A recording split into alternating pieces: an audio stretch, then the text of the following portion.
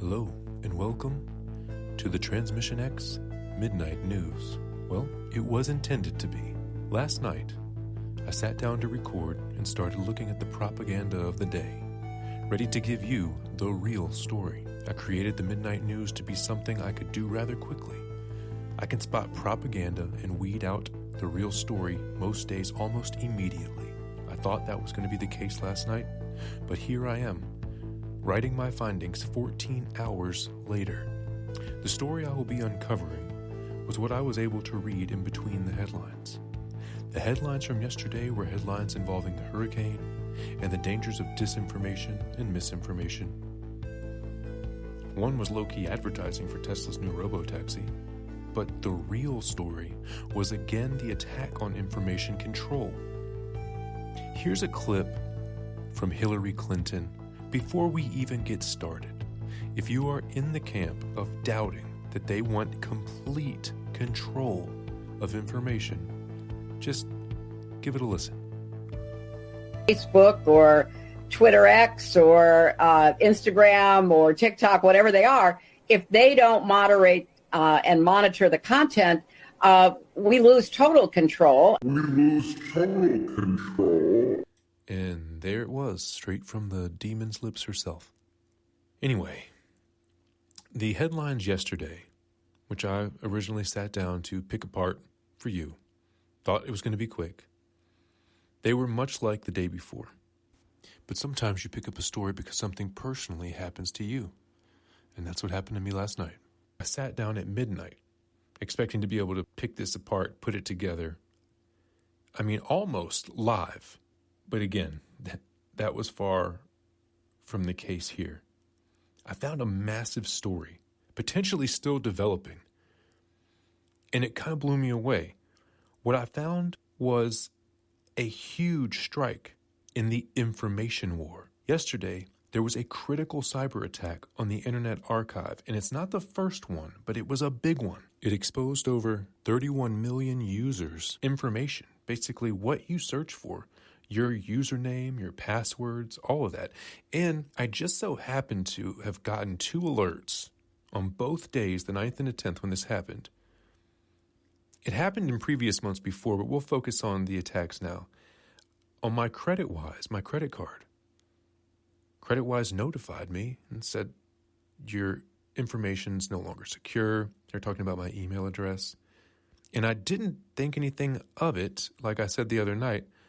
It happened again, and just as it happened again, the archive was hit. So I just found that really interesting. Anyway, the story was, it showcased a huge blow to one of the main players in the information war. And now if you're unfamiliar with the Internet Archive, it's basically a website and a nonprofit that catalogs and archives everything on the internet, from old web pages you can take snapshots of to multimedia to, books, just multimedia in general. If it existed, it was more than likely on the Internet Archive. But the Internet Archive took a huge hit, not just from cyber criminals, and we'll get to that, but they took a huge hit legally.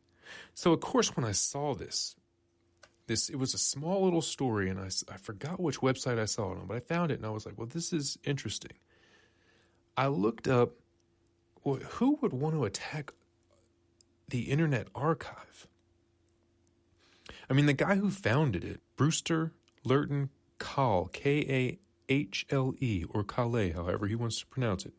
He's basically, on his wiki page, it says he's a digital librarian, computer engineer, internet entrepreneur, and advocate for universal access to all knowledge. Who would want to attack that guy and his business? So I looked up to see if he was under any litigation, because I'd remembered in the past year or so that the Internet Archive was being sued for copyright infringement. But you'd think that it had existed for a while, and it would have obviously protected itself in cases like this. I mean, it literally functions just as a library does. But that's not how it has been seen. That's not how it's been seen at all. So what ended up happening in that case is the publishers, the plaintiffs, won. And the Internet Archive, they just recently They got rid of 500,000 plus books that those publishers had rights to. That's 500,000 plus books that people can no longer freely check out and return digitally. And I think that was another massive blow in the information war that's currently going on. You hear Alex Jones talk about the information war, and it is huge. It is absolutely a current war that's going on underneath, around the corner, where you're not looking. That's the war that's happening actively. And it's happening in courtrooms. It's happening almost in a clandestine manner by our three-letter agencies. We'll get to them in a second too. But everyone is vying for control of the information that you perceive, that you get fed to you. They want to own that information. And if they own it, they can make you pay for what they want to give you. Just think, you're a massive publisher and you just happen to want to push this woke agenda. Now, someone anti-woke like myself, or probably you if you're listening to me, we want to get information that they own. We like an author that publishes their books through this publishing company.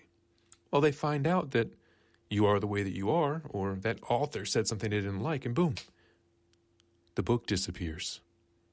Access for you, because now they have your information.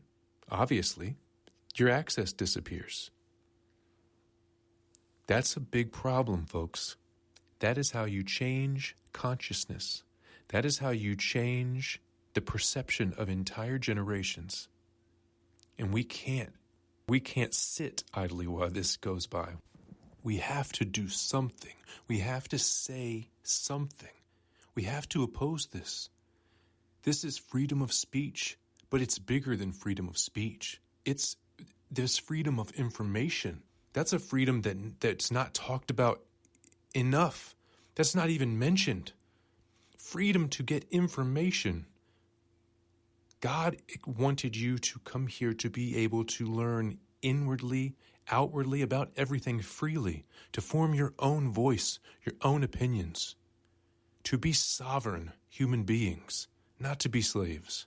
And you know, the majority of stories you read about this guy, this Brewster Kahle, they're like hero-esque. Guy standing up for free access of information. I mean, who doesn't like that? Well, me being me, immediately went into research mode. First, I looked at the cyber attack, and that was pretty easy. A group actually came forward and took responsibility.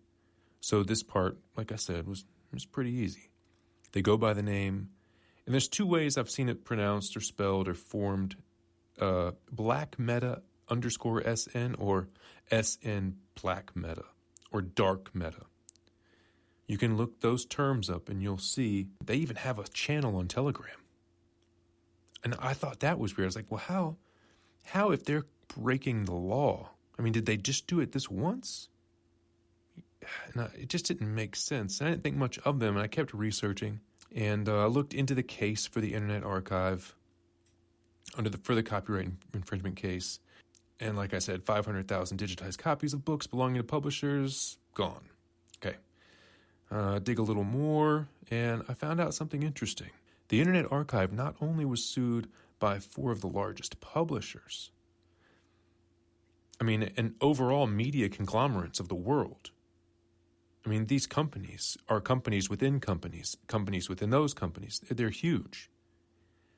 But they are also being sued by UMG. And if you don't know what that stands for, that's Universal Music Group. That's massive. And I thought to myself, there has to be a connection. And of course, with these folks, you don't have to look too far. It turns out that a very wealthy French family by the name of Bolloré, and that sounds super Italian and probably not French, but it's spelled Bollore. They not only own and control one of the major publishers by the name of Hachette Book Group, and I had to, like I said, I had to go within company who has the major shares there and who has the major shares in this company. And it all comes back around. And if you look up this group, this guy, his name was Vincent Bolloré. That I'm saying it way Italian. I don't know how to do a French accent. But he created his company and structured his company in a very genius, cunning way. Almost like pyramidal, but circular at the same time. Everything comes back to the living room for this guy. Everything comes back to the family. And they were one of the major plaintiffs in this ongoing lawsuit. UMG. He owns UMG and Hatchet Group. So he is coming down hard on Internet Archive. And unlike the plaintiffs that were the book publishers, they just wanted it to stop. They wanted the Internet Archive, because it's a nonprofit, right? They just wanted them to stop having access to these books. So they gave them back, and that was that. Well, this UMG, they're not going out to go to court to just say, give us our information back. No, they're out for blood. They want over $600 million. And I looked into this family, and I did find out that they use that pyramid scheme of business. So not the pyramid scheme, but it's how it's structured. It's companies within companies that all go back to the family. You find similar structures in all the major big families, the royal families, the big names like Rothschilds, Rockefellers, similar structures all across the board when they want to own everything, but not be liable for pretty much any of it. Okay? Or not, they don't want people to know that their name is on everything. If only antitrust laws worked, we would be in such better shape. I mean, fixing antitrust laws and actually enforcing them could change the entire world. But I digress. And, I mean, they may be a topic for an entire official transmission, but even though they stand to profit from both lawsuits, my spidey sense wasn't tingling when it came to the Bolloré family. I was looking through old articles, and I found something that struck me, and it's something I couldn't believe I didn't immediately go to, and then I found something else. First, I found an article written by Vox entitled, "The U.S. government is buying your data to spy on you. Your tax dollars are going to data brokers." And given my immediate distrust for the government, this is I should have went to this right away. But like I said, I found something else that made sense. You see, the hacker group that I said came forward and gave themselves up, they have been really busy. Extremely busy, matter of fact. You see, they happen to be not just a hacker group, but a hacktivist group, a pro-Palestinian hacktivist group. They've attacked everything from the Social Security Administration to a telecommunications company in Israel to Europol. And if you don't know what that is, that's almost like attacking the DOD here. It's big. It's the European Union's Agency for Law Enforcement Corporation. They play a crucial role. They coordinate and enhance cooperation among police forces in the EU. I mean, if they are actively going after government opponents like that, because they are it. They are Interpol, Europol. I mean, I don't think they're on that level, but that's a big time move. So this has to be an extremely organized system of hacktivists, because not only do they have a Telegram page, Dark Meta, there's no arrests being made. There's no fingers being pointed at anyone. There's no suspects being announced. None of it. In a time when information is so protected and people come out and start talking about weather control and the government goes crazy, you would think that a hacktivist group that comes out and attacks law enforcement attached to a government agency, you would think that would be everywhere on the news. Crickets. Why? That's what I started asking myself. 3 a.m. rolled around, 4 a.m. rolled around, 5 a.m. rolled around. I'm looking through families. I'm looking through government agencies. I'm trying to find connections. I'm reading old articles everywhere. I mean, Black Meta is so brazen that after the attack on Europol, their leader calls himself or herself, I don't know, Dark Meta, posted this statement. Okay, ready? I'm going to read this. I mean, they're serious. And they call themselves the great leader. Dark Meta writes, the question that arises today, let's suppose that Russia launched a missile at France and announced the assassination of President Croissant. Certainly, within moments, Superman, USA, would appear and declare war on Russia. But he wouldn't have the courage to do so. The question is, why did Israel bomb Iran without any Arab, European, or American response?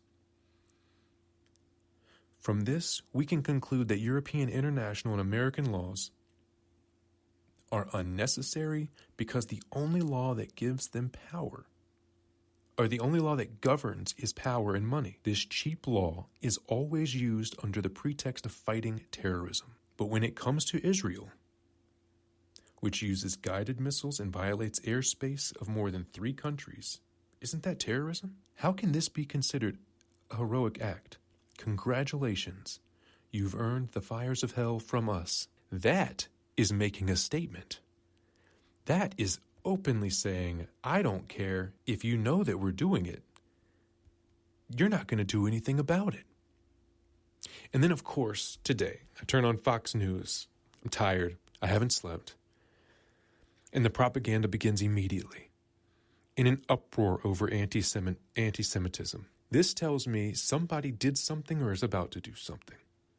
And by somebody, I mean a fake Jew somewhere. I say this because as soon as those that call themselves Jews and are not start to go and commit heinous acts or get accused of doing such, you always hear the cries of anti-Semitism. You don't hear cries anywhere else in the world, not like you do for anti-Semitism. It's just, I mean, what did Dave Chappelle say? It's a coincidence when something is connected to those people. There's no mob.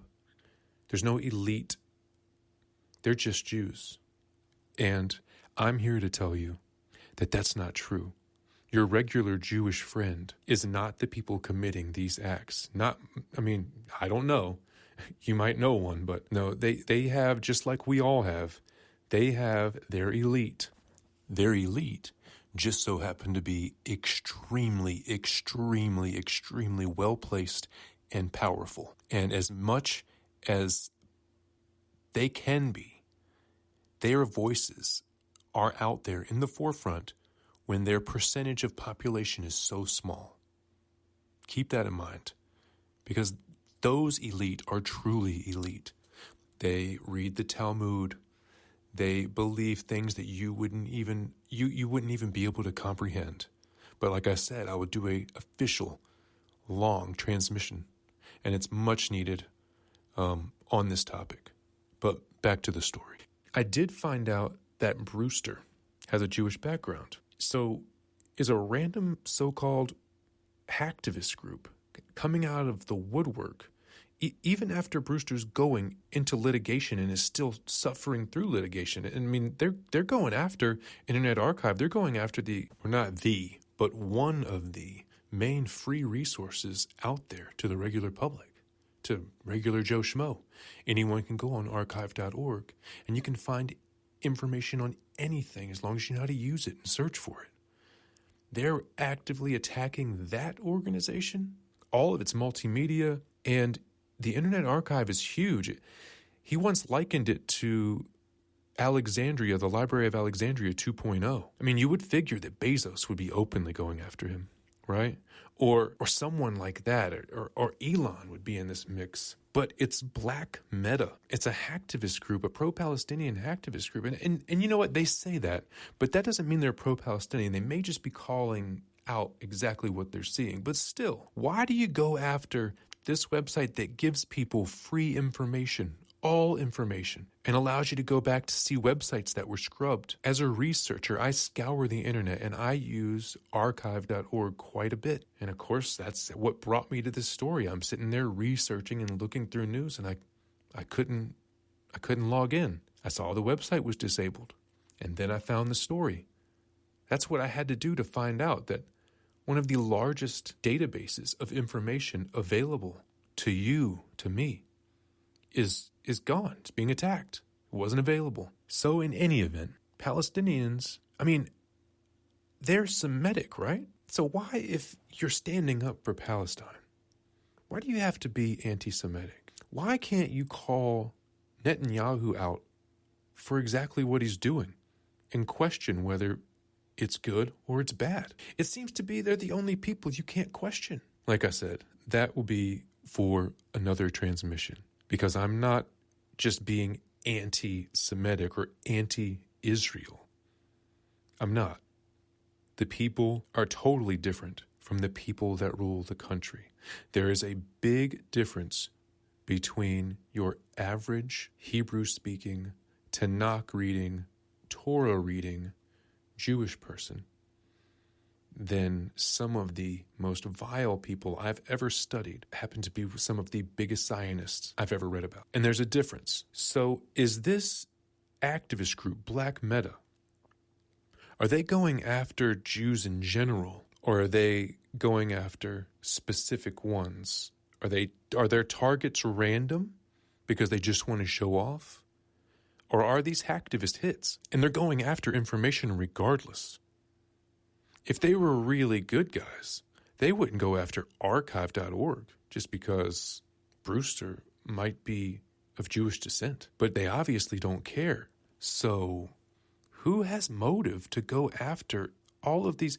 The Israeli telecommunications company, Orange Israel, Europol, the Social Security Administration, obviously they're after Social Security numbers. So they're going after the West. They're going after 31 million people's login information, seeing exactly what they're going to look for in archive.org. They're going after the Wayback Machine, like I said, that you can go back to and look at past websites when they were cataloged. And you can find information that way. You can find so much information that way, and they're going after that. Why would that be? Who are these people? And may I mention, there's not one arrest. There's not one suspect. There's nothing. They went after Anonymous hard. I mean, if you haven't seen the documentary on Anonymous, go check out the guy that was sitting on park benches causing a problem. I mean, they got him. And it didn't take them too long to do that. They knew a lot before they actually made their move. Do you think that's what's happening now? Because I don't hear anything about it. But it made me think. So it got me thinking, and I'm letting you go with me through my research process, okay? I found out the FBI, CIA, NSA, and I've known this, but I kind of had to go look through old articles, that they've been hiring hackers for years. And remember, those same agencies seem to catch every other hacker, right? Like I mentioned, Anonymous, biggest group ever, right? They got them. They figured it all out. And remember, it was them, the government, that recently colluded with Meta and Twitter when it came to information that they needed from both of their databases. They had the employees working for them and everything. I mean, and it was the CIA who has planted media personalities. That's well known. That's well known. Look up released information detailing Operation Mockingbird. I mean, could this hacktivist group be our own 3-letter agencies? The answer to me is that if that was the question, could it be? Absolutely yes. Just based off their history alone. But I found another project that I wasn't aware of that could be responsible as well. That was called Project Raven. And I'm going to read an excerpt from an article I found published by Reuters in 2019. Just a little bit of it. It's just a couple paragraphs, so stick with me and listen to what Project Raven was. After leaving her position as an intelligence analyst for the U.S. National Security Agency, in 2014, Lori Stroud was in the Middle East working as a hacker for an Arab monarchy. She had joined Project Raven, a clandestine team that included more than a dozen former U.S. intelligence operatives recruited to help the United Arab Emirates engage in surveillance of other governments, militants, and human rights activists critical of the monarchy. Stroud and her team, working from a converted mansion in Abu Dhabi, known internally as the Villa, would use methods learned from a decade in the U.S. intelligence community to help the UAE hack into the phones and computers of its enemies.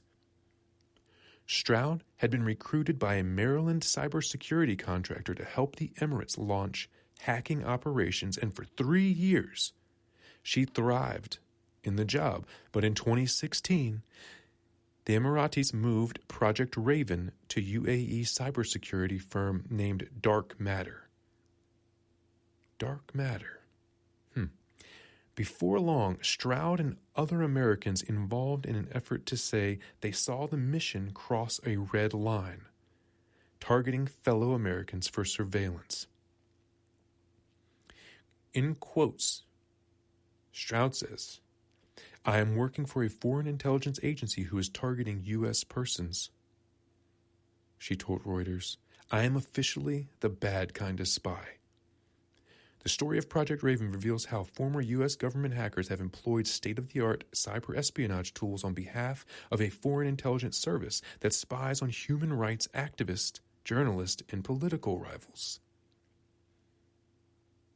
Interviews with 9 former Raven operatives, along with a review of thousands of pages of project documents and emails, show that surveillance techniques taught by the NSA were central to the UAE's efforts to monitor opponents. The sources interviewed by Reuters were not Emirati citizens. Well, no shit. They were our own. So has the rest of the world decided that it is all-out war for information control, or is it us? Either way, it is most likely infiltration from within. The good guys looking more like the bad guys every single day.